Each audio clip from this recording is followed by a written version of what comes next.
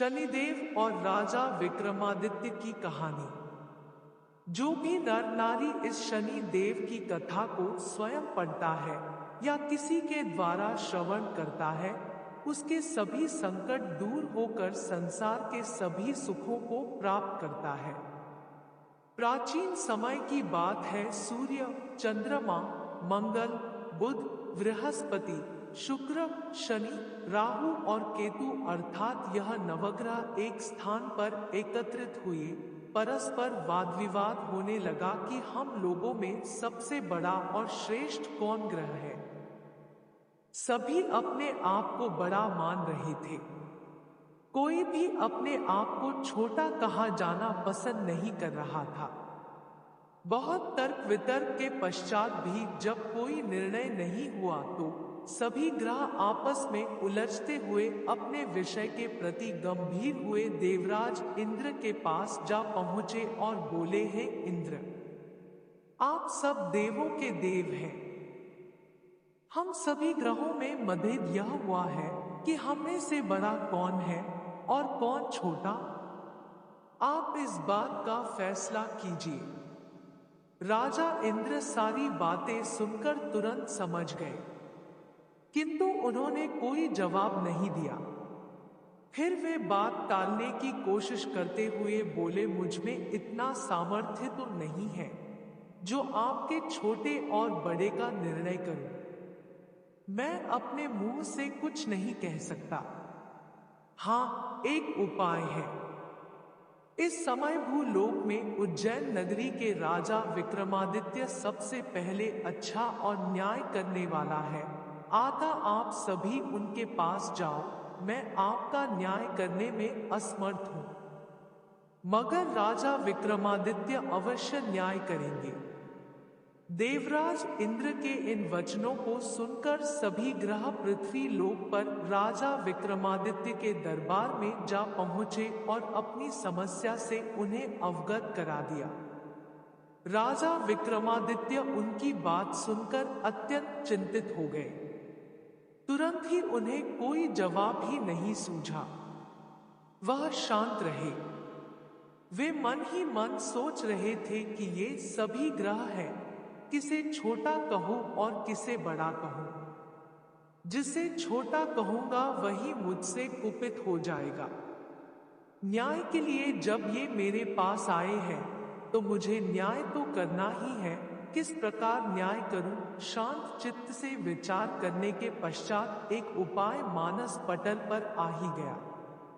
फलस्वरूप उन्होंने स्वर्ण, चांदी, कांसी, पीतल, शीशा, रांगा, जस्ता, अभ्रक और लोहा 9 धातुओं के 9 सिंहासन बनवाए और उन सभी आसनों को अपनी राजसभा में क्रम से विधिपूर्वक जैसे सोने का सिंहासन सबसे आगे तथा लोहे का सबसे पीछे रखवा दिया।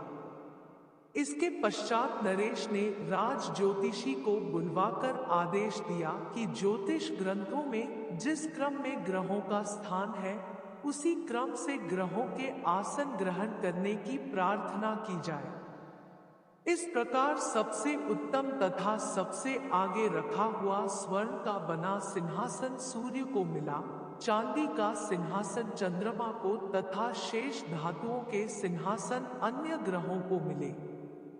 सबसे पीछे रखा हुआ और लोहे का बना सिंहासन शनिदेव को मिला। राजा विक्रमादित्य की इस बात को अपना अपमान समझते हुए शनि देव क्रोध से लाल हो गए। उनकी भ्रुकुटियां तन गई, जबड़े भिंच गए, मुट्ठियां भिंच गई।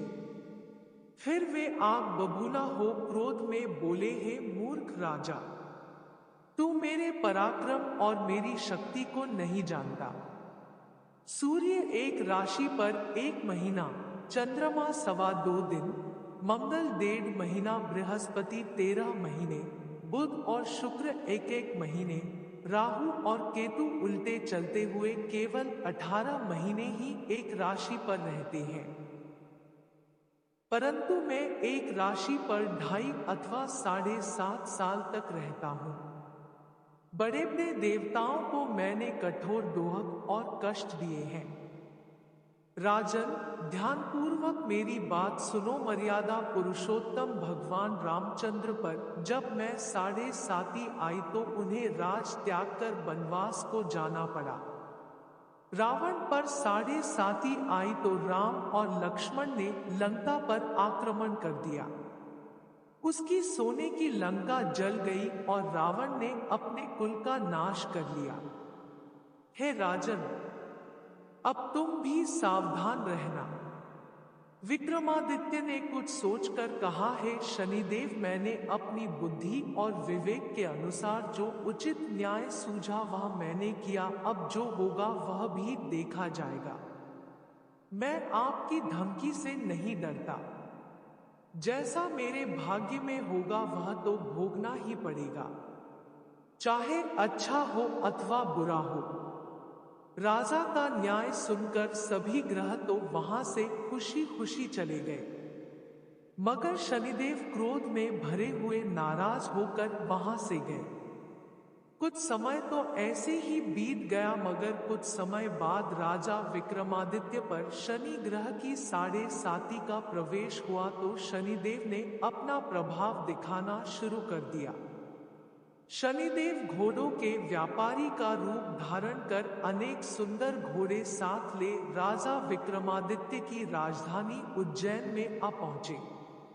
जब राजा ने घोड़े के सौदागर के आने की बाबत सुना तो उन्होंने अपने अश्वपाल को सुंदर और शक्तिशाली घोड़े खरीद कर ले आने को कहा।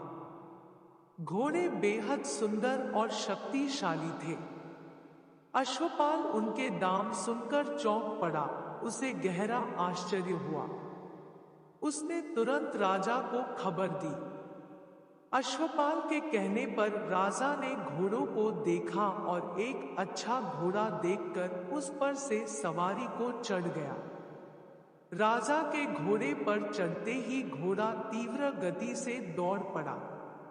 फिर घोड़ा राजा को लेकर एक घने जंगल में पहुंच गया तथा वहीं राजा विक्रमादित्य को अपनी पीठ से पृथ्वी पर गिराकर अदृश्य हो गया। उसके बाद राजा बियावान जंगल में भूखा प्यासा इधर उधर भटकने लगा। राजा के हाथ बेहाल हो गए। भटकते भटकते बहुत देर बाद राजा ने एक ग्वाले को देखा। ग्वाले से निवेदन करने पर ग्वाले ने प्यास से व्याकुल राजा को पानी पिलाया और एक नगर का रास्ता भी दिखाया, जो उस स्थान के समीप ही था। उस वक्त राजा की अंगुली में एक अंगूठी थी। राजा ने खुश होकर ग्वाले को वह अंगूठी दे दी और फिर शहर की ओर चल पड़ा। राजा नगर पहुंच एक सेठ साहूकार की दुकान में जाकर बैठ गया। राजा ने खुद को उज्जैन का निवासी और बीका नाम बताया। साहूकार ने राजा को उच्च घराने का समझकर पानी पिलाया। भाग्यवश उस दिन साहूकार की बिक्री पूर्व दिनों की अपेक्षा अधिक हुई।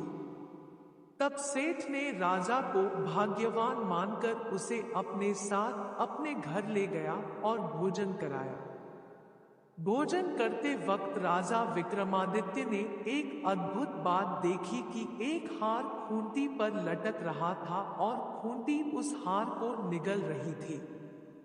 इस अद्भुत दृश्य को देखकर उनके पैरों के नीचे की जमीन खिसकने लगी, लेकिन वे मूक रहे। सहसा भोजन के बाद जब साहूकार खूंटी पर से हार उतारने के लिए गए तो खूंटी पर वह हार नहीं मिला। तब उसने सोचा कि बीका के अलावा कोई और व्यक्ति उस कमरे में नहीं आया, अतः हार की चोरी इसी व्यक्ति ने की है। सेठ जी ने बीका पर चोरी का आरोप लगाते हुए हार लौटाने को कहा, पर राजा ने अपनी सफाई देते हुए कहा कि हे सेठ जी, मैंने आपका हार नहीं चुराया। मैंने तो हार को खूंटी को निगलते हुए भर देखा है। आपका हार खूंटी निगल गई। खूंटी हार नहीं निगल सकती, भला बेजान चीजें भी किसी चीज को निगलती हैं। कभी इस पर विवाद बढ़ता गया और सेठ बीका को उस नगर के राजा के पास ले गया और सारी बात कह सुनाई। राजा ने आज्ञा दी कि हार का चोर यही व्यक्ति है, इसके हाथ पैर काट कर चौरांग्या कर दो। राजा की आज्ञा पाकर उसके सैनिकों ने विक्रमादित्य के हाथ पैर काट कर जंगल में फेंक दिया। फलस्वरूप राजा विक्रमादित्य अपाहिज होकर इधर उधर भटकने लगा। अब बेचारे राजा की हालत ऐसी हो गई कि किसी ने रोटी का टुकड़ा मुंह में डाल दिया तो खा लिया, अन्यथा यूं ही भूखा प्यासा पड़ा रहा।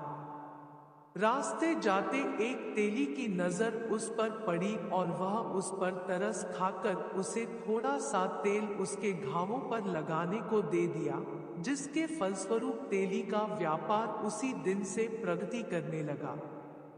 2 से 4 दिन यह क्रम चलता रहा तो तेली ने व्यापार वृद्धि से प्रसन्न हो विक्रमादित्य को अपने घर ले गया और कोल्हू पर बिठा दिया। विक्रमादित्य कोल्हू पर बैठा अपनी आवाज से बैलों को हाँकता रहता। कुछ वर्षों में शनि की दशा समाप्त हो गई। बीका अपनी उदासी काटने के लिए कभी कभी मल्हार राग गाया करता था। एक रात वह वर्षा को देखकर राग मल्हार गाने लगा। उसका गीत सुनकर उस शहर के राजा की कन्या उस पर मोहित हो गई और दासी से खबर लाने के लिए कहा कि देख तो जरा इस राग को कौन गा रहा है। दासी ने देखा कि एक अपाहिज व्यक्ति तेली के कोल्हू पर बैठा मल्हार गा रहा है। दासी ने महल में आकर सारा वृतांत कह सुनाया। उसी समय राजकुमारी ने निर्णय ले लिया कि वह उसी व्यक्ति से शादी करेगी जो मल्हार गा रहा था।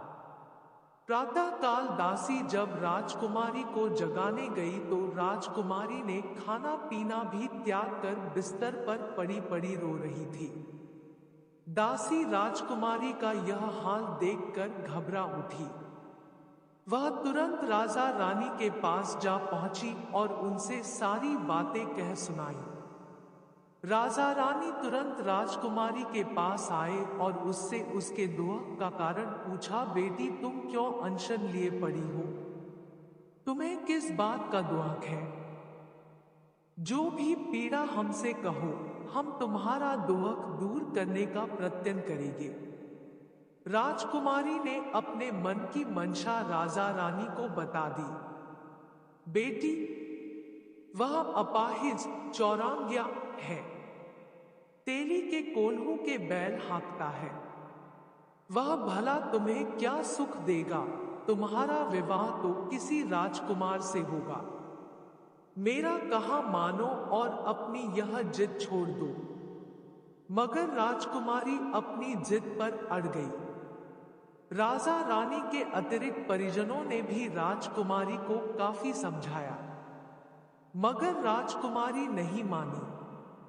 वह अपनी जिद पर अड़ी रही।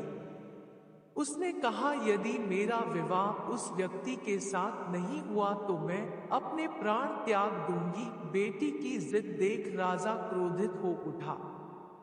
बोला, तेरी ऐसी ही जिद है, जो तुझे अच्छा लगे वैसा ही कर। फिर राजा ने तेली को बुलवाया, उसे सारा हाल कह सुनाया और तेली को अपाहिज व्यक्ति से अपनी बेटी के विवाह की तैयारी करने का आदेश दिया। तब फिर राजकुमारी का विवाह अपाहिज विक्रमादित्य बीका के साथ हो गया।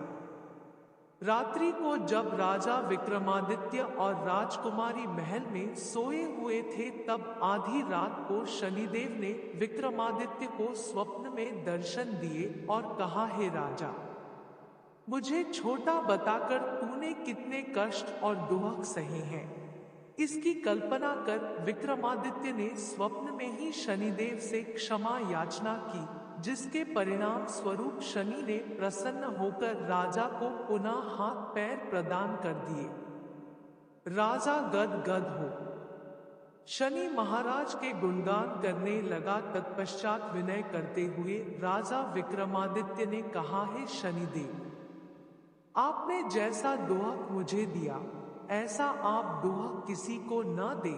शनिदेव ने राजा की प्रार्थना स्वीकार कर बोले, जो व्यक्ति मेरी कथा सुनेगा, कहेगा तो उसे कोई दुख नहीं होगा, और जो व्यक्ति नित्य मेरा ध्यान करेगा, शनिवार को मुझे तेल अर्पण करेगा या चींटियों को आटा खिलाएगा, उसके संपूर्ण मनोरथ पूर्ण होंगे। इतना कहकर शनिदेव अंतर्ध्यान हो गए। जब राजकुमारी की आंख खुली और उसने राजा के हाथ पांव देखे तो चकित रह गई। विक्रमादित्य ने सब हाल कह सुनाया तो राजकुमारी बहुत प्रसन्न हुई। यह समाचार राजदरबार से लेकर पूरे शहर में तुरंत फैल गया और सब राजकुमारी को भाग्यशाली कहने लगे। जब सेठ साहूकार ने यह बात सुनी और यह जाना कि वह व्यक्ति कोई साधारण व्यक्ति नहीं बल्कि राजा विक्रमादित्य है, तो वह उसके कदमों में आ गिरा और अपने किए की माफी मांगने लगा। राजा विक्रमादित्य ने कहा, इसमें तुम्हारा कोई दोष नहीं है, मुझ पर शनिदेव का प्रकोप था। सेठ बोला, राजन, अब मुझे तभी आत्मीय शांति मिलेगी जब आप मेरे आवास चलकर भोजन ग्रहण करेंगे। ठीक है, मैं आऊंगा। और फिर राजा विक्रमादित्य सेठ साहूकार के घर भोजन करने पहुंच गए। जिस समय वह भोजन कर रहे थे, एक आश्चर्यजनक बात हुई। जो खूंटी पहले हार निगल रही थी, वही अब हार उगल रही थी। भोजन ग्रहण के पश्चात साहूकार ने कहा, राजन, मेरी श्रीकंवरी नाम की एक कन्या है, उसका पाणिग्रहण आप करें। इसके बाद सेठ ने अपनी रूप यौवन से संपन्न कन्या का विवाह बड़ी धूमधाम से राजा विक्रमादित्य के साथ कर दिया। राजा विक्रमादित्य कुछ दिन वहां रहने के पश्चात सेठ से विदा लेकर राजकुमारी मनभावती, सेठ की पुत्री श्रीकंवरी तथा दोनों स्थानों से प्राप्त रत्न आभूषण और अनेक दास दासियों के साथ अपनी राजधानी उज्जैन में लौट आए। आवागम पर सारे राज्य में खुशियां मनाई गई। राजा ने अपने राज्य में ढंढोरा पिटावा दिया कि संपूर्ण ग्रहों में शनिदेव श्रेष्ठ और बड़े हैं। मैंने उन्हें छोटा कहा, इसलिए मुझे इतने दिन कष्ट उठाने पड़े। तभी से उनके राज्य में शनिदेव की पूजा होने लगी। सभी घरों में शनि की कथा का पाठ होने लगा, जिसके कारण उस उज्जैन नगरी के निवासी समस्त सुखों को प्राप्त करते रहे। बोलिए शनि महाराज की जय। अगर वीडियो पसंद आई तो हमारे चैनल को सब्सक्राइब करें।